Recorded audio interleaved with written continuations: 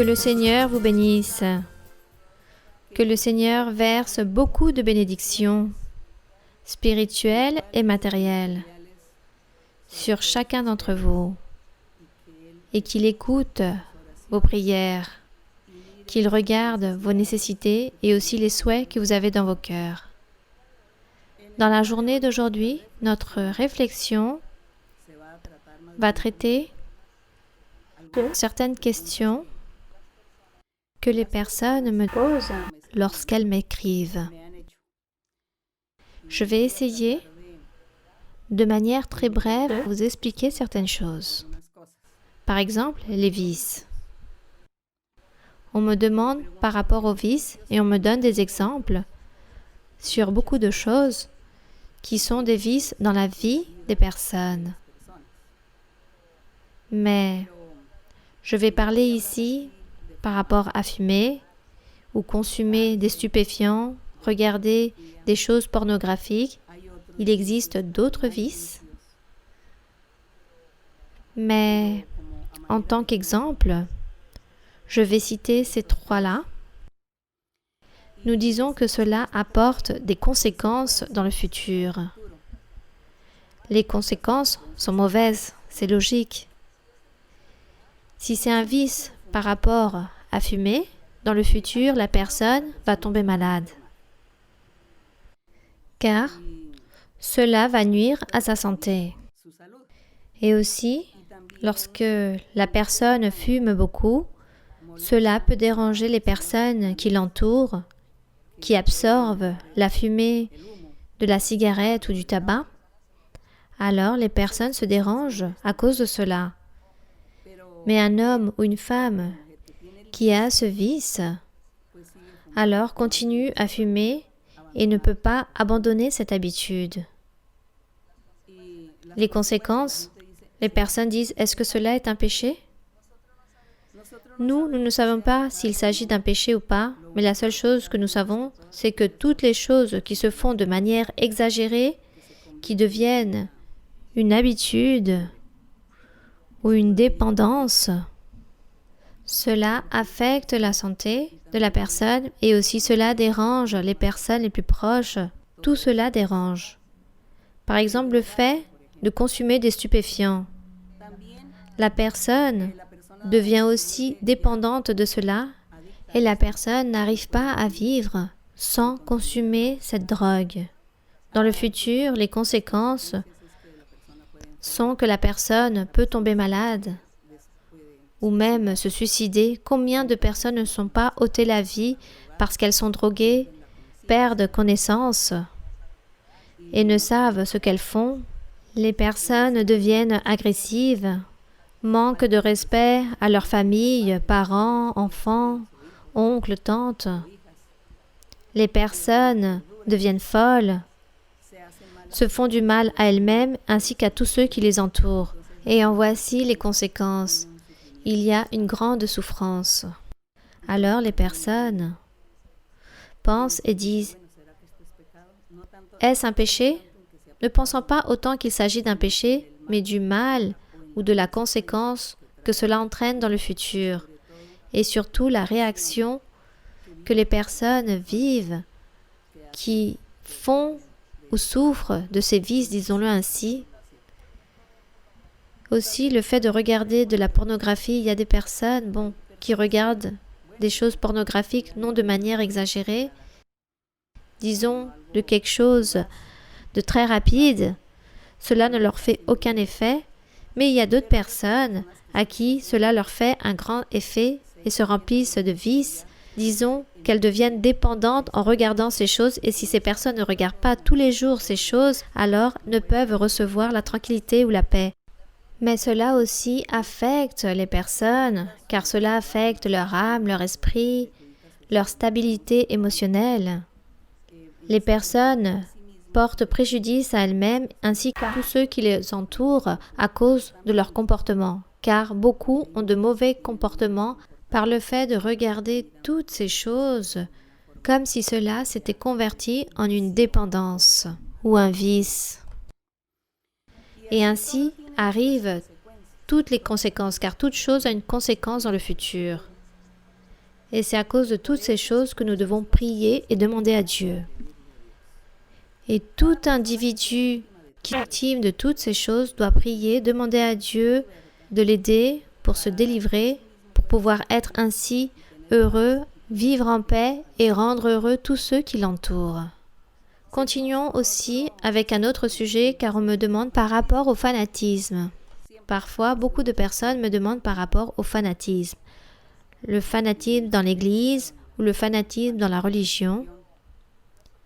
Mais nous allons voir que le fanatisme, il s'agit d'une passion irrationnelle. Le fanatisme, c'est être extrémiste, c'est défendre n'importe quelle cause, que ça soit culturelle, religieuse, ou par rapport au sport. Bon, peu importe des choses dans la vie, les personnes deviennent très extrémistes, voulant défendre et vivre toutes ces choses. Alors, on dit que le fanatique, c'est une personne qui n'est pas flexible, c'est une personne exagérée. La personne s'attache à une cause sans même analyser les choses, mais s'attache à une chose de manière aveugle. Il s'agit d'une personne démesurée pour défendre des opinions. Qu'elle ait raison ou pas, elle défend l'opinion car elle le croit ainsi. Voici ce qu'on appelle le fanatisme, de manière exagérée que l'on pense ou qu'on croit ou qu'on défend quelque chose, une cause. Alors, lorsqu'une personne va aux extrêmes des choses, les autres disent « Quel fanatique !» Donc cela cause de la violence parmi les gens, parmi la famille, parmi les amitiés, les voisins. Tout cela cause des querelles, des disputes. Il y a beaucoup de personnes qui sont fanatiques, par exemple, du sport. D'autres sont fanatiques par rapport aux acteurs, aux actrices, aux chanteurs, de beaucoup de personnages qui sont remarquables dans le sport, par exemple, avec des sportifs. Donc les personnes ont comme une grande passion avec tous ces personnages. Et tout cela cause des litiges, des conflits, des querelles, des inimitiés, des guerres dans la famille, avec les amis. Voilà ce qui se passe à cause du fanatisme. Alors, ceux qui me demandent par rapport au fanatisme, dans la Bible, on ne mentionne pas ce mot fanatique, fanatisme, mais les personnes le prennent ainsi lorsque leurs familles sont très dévouées ou vont tous les jours à l'église. Alors on dit « Vous êtes un fanatique, tu es un fanatique. » Non, le fanatisme, c'est lorsque la personne exagère sans même raisonner, sans avoir fait aucune analyse, en défendant quelque chose, en assurant quelque chose qui ne l'est pas. Alors, pour ne pas être fanatique, il faut être sage, intelligent, prudent, modéré. Si on peut voir les choses, c'est bien. Si on ne peut pas les voir, c'est bien aussi. Si on peut manger, bien. Et si on ne peut pas, alors on ne mange pas. Si on peut aller au sport, voir, disons, les matchs de tous les sports, ou voir les films, les chanteurs, si on peut, si on a l'opportunité, si vous avez l'argent, allez-y. Ou vous allez à un concert. Mais si vous ne pouvez pas, de même, que dans votre cœur, il n'y ait pas cet extrémisme ou cette inquiétude par le fait de ne pas participer ou de ne pas réaliser toutes ces choses, toutes vos passions, car vous êtes devenus fanatiques ou exagérés. Il y a aussi des personnes qu'au milieu de leur fanatisme, utilisent un vocabulaire non adéquat, c'est-à-dire des paroles vaines, utilisent les réseaux sociaux pour offenser, pour insulter, en utilisant des mots à double tranchant pour défendre des choses qui leur paraissent merveilleuses ou parce que la personne aime cela et la personne souffre, devient comme esclave, devient esclave de tous les faits et situations et de tout ce qui se fait dans la vie, dans la communauté, dans la vie sociale, dans la société. La personne devient esclave de toutes ces choses. Elle souffre pour tout cela et devient ennemie des autres. Puis, il y a des personnes dans leur manière d'exagérer, car nous parlons du fanatisme. Il y a des personnes aussi qui n'accomplissent pas avec leurs devoirs dans leur foyer, dans leur maison, dans leur cercle familial, ou n'apportent pas ce moyen économique nécessaire pour les devoirs autant que famille, autant qu'époux ou épouse, ou autant qu'enfants, et de ce fait vivent de pénurie dans leur maison, mais pour combler ou compenser le fanatisme, alors, là, il y a de l'argent. Pour acheter, par exemple, des tickets pour aller voir des concerts, voir leurs chanteurs, ou voir des matchs, voir leur sport, alors les personnes dépensent leur argent de manière incorrecte. Mais dans leur foyer, les personnes ne vont rien apporter, ne vont pas accomplir avec ce devoir. D'autres aussi achètent des vêtements très chers, à des prix très coûteux. J'ai entendu dire, ou j'ai connu même des personnes qui rendaient des hommages à un défunt, à un mort. Parfois, j'entendais dire des personnes qui étaient fanatiques ou qui avaient une grande passion pour certains chanteurs ou célébrités. Elles étaient si fanatiques que la personne ou le chanteur était mort. Je ne sais pas si encore aujourd'hui la personne est en train de rendre des cultes à cette personne. Cela est un fanatisme, car la personne exagère dans la manière de procéder.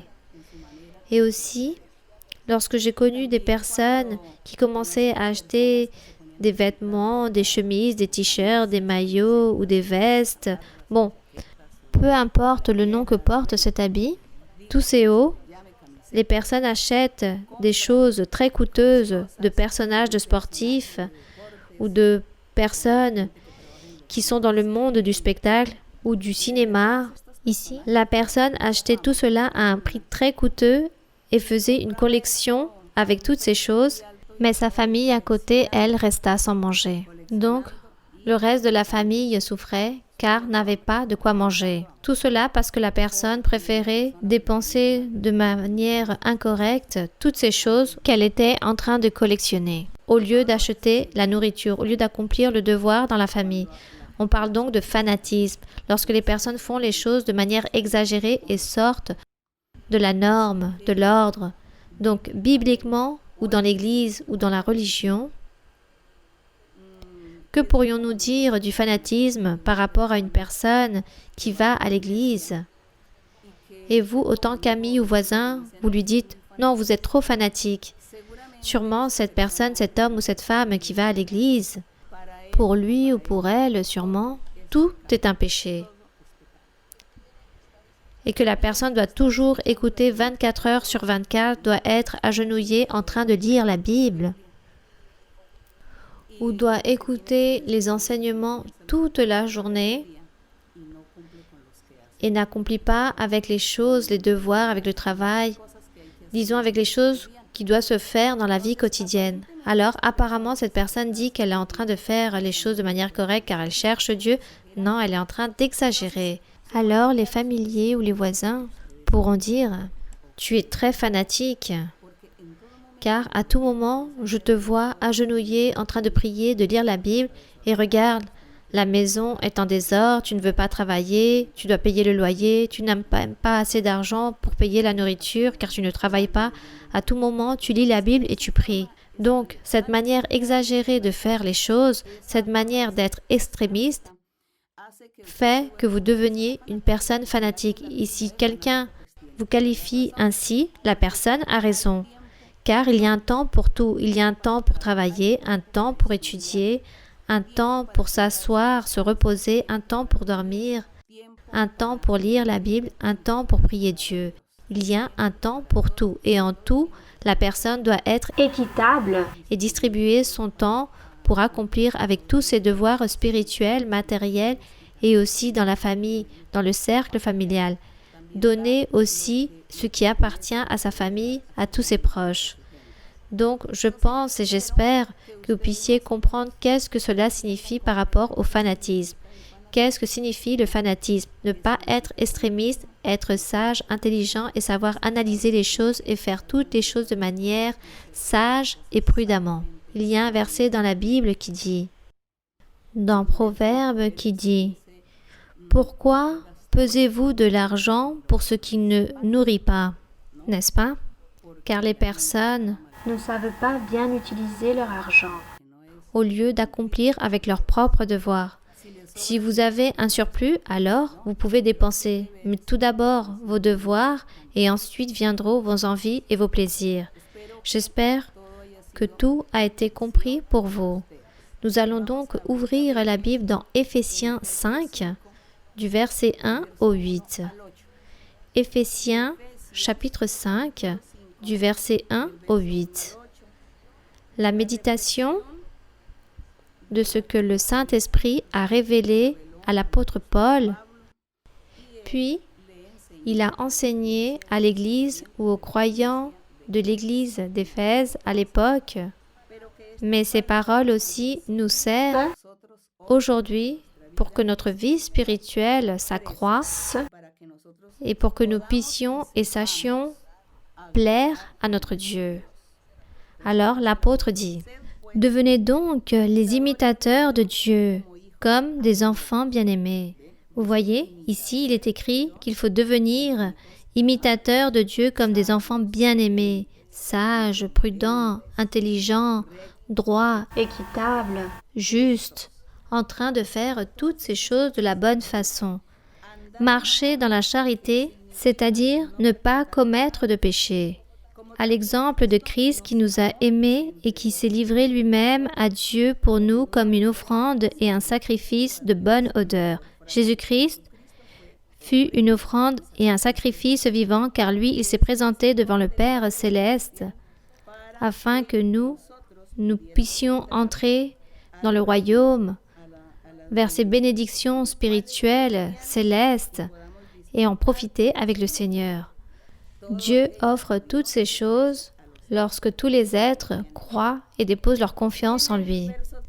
Et dans le verset 3, il dit « Après que nous soyons saints et parfaits comme Dieu l'a été, il veut que nous soyons comme ça, il dit qu'il faut renoncer à l'impudicité, ainsi qu'à l'impureté, mais aussi à la cupidité, car tout cela englobe le fanatisme, les vices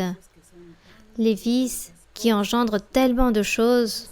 C'est pourquoi il dit que toutes ces choses ne soient pas même nommées parmi vous, les croyants en Jésus-Christ, ceux qui se sont convertis au véritable évangile du Seigneur.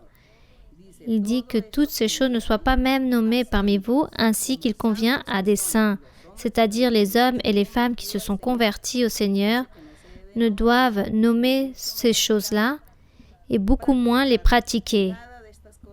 Toutes ces choses impures ou cupides ou commettre aucun genre de péché. Verset 4.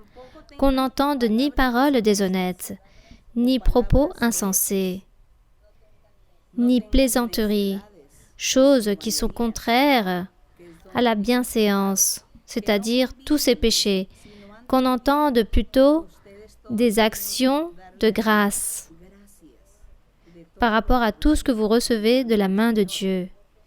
Car sachez-le bien, aucun impudique ou impur ou cupide, c'est-à-dire idolâtre, tous ceux qui n'accomplissent pas les commandements du Seigneur, aucun n'aura d'héritage dans le royaume de Christ et de Dieu. C'est pourquoi il dit que tout cela, il faut l'oublier. L'impureté englobe beaucoup de choses. À l'intérieur de l'impureté, nous avons la pornographie, les vices, comme par exemple la drogaddiction et encore bien d'autres, tout ce que les hommes font avec leur propre corps. On dit que tout cela, il faut nous y éloigner car nous devons vivre comme le Seigneur a marché, comme il l'a vécu, c'est-à-dire en sainteté, de manière sainte, droite. Dans le verset 6, il dit que personne ne vous séduise par des vains discours, car c'est à cause de ces choses que la colère de Dieu vient sur les fils de la rébellion. Nous ne voulons pas être des fils de rébellion, mais des enfants obéissants à Dieu. C'est pourquoi il dit « N'ayez donc aucune part avec eux, avec ces personnes qui réalisent la méchanceté, avec des personnes qui parlent avec de vaines paroles, toutes ces personnes qui réalisent toute iniquité. » Il dit qu'il ne faut pas marcher avec elles, il ne faut pas être ensemble, il ne faut pas applaudir ce que ces personnes font, Car si vous applaudissez ce qu'elles font, si vous êtes avec la personne, ou si vous êtes en train de participer avec ces gens qui sont en train de pratiquer tout ce genre de péché, alors cela signifie que vous êtes d'accord avec ce que ces personnes font et d'une manière ou d'une autre, vous êtes en train d'offenser Dieu, même si vous ne faites pas les choses, mais vous offensez Dieu juste avec le fait de participer, avec le fait de partager avec les personnes qui vivent dans ces méchancetés. C'est pourquoi il dit « Autrefois, vous étiez ténèbres. Auparavant, nous étions ignorants. Et maintenant, vous êtes lumière dans le Seigneur. Et nous devons marcher comme des enfants de lumière, sachant et connaissant la doctrine du Seigneur et la mettant en pratique. Que Dieu nous aide, que Dieu vous aide pour comprendre la doctrine et les voies du Seigneur. Que Dieu vous bénisse. Nous allons prier. Père céleste, je te remercie, Seigneur, pour cette réflexion. Merci, Seigneur, pour tes conseils, pour ton orientation, pour ta guidance. Merci pour l'enseignement que tu nous donnes à travers de cette méditation, à travers de la lecture de la Bible. Nous savons que cette lecture aussi est pour nous, car toi, tu es le même hier et aujourd'hui. Tu es un Dieu en esprit et en vérité, un Dieu vivant et puissant. Et c'est pour cela que tu es en train de vivifier ces écrits, afin qu'ils viennent dans nos cœurs, au plus profond de notre âme, et que tout cela soit dans nos pensées, pour que nous puissions faire ta volonté et accomplir tes commandements. Voilà ce que nous voulons, mon Père. Maintenant, je te remercie, Seigneur, et au nom glorieux de Jésus-Christ, ton Fils bien-aimé, je te demande que tu tendes ta main, que tu fasses des miracles et des prodiges dans toutes les personnes, hommes, enfants, personnes âgées, que tous reçoivent la libération, la guérison, que tu sois en train d'ôter des sorcelleries, des envoûtements, des malédictions de l'ennemi, en train de détruire toute malédiction, toute maladie physique, toute maladie psychique. Libère, Seigneur, romps toutes les chaînes, délie, Seigneur, et détruis cette œuvre de l'ennemi. Bénis-les, Seigneur, et débrile-les tous, mon Seigneur. Donne-leur en abondance, prospère-les dans leur chemin, donne-leur la joie et la paix. Merci, béni soit notre Dieu, au nom glorieux de Jésus-Christ. Amen. Gloire au Seigneur. Nous allons chanter au Seigneur le cantique 46. Le cantique 46, l'aube du jour était encore obscure. Mais nous ne sommes pas en train de parler d'une aube physique, mais plutôt que tous les jours de notre vie, la première chose que nous faisons, c'est remercier notre Dieu, prier Dieu et clamer son nom.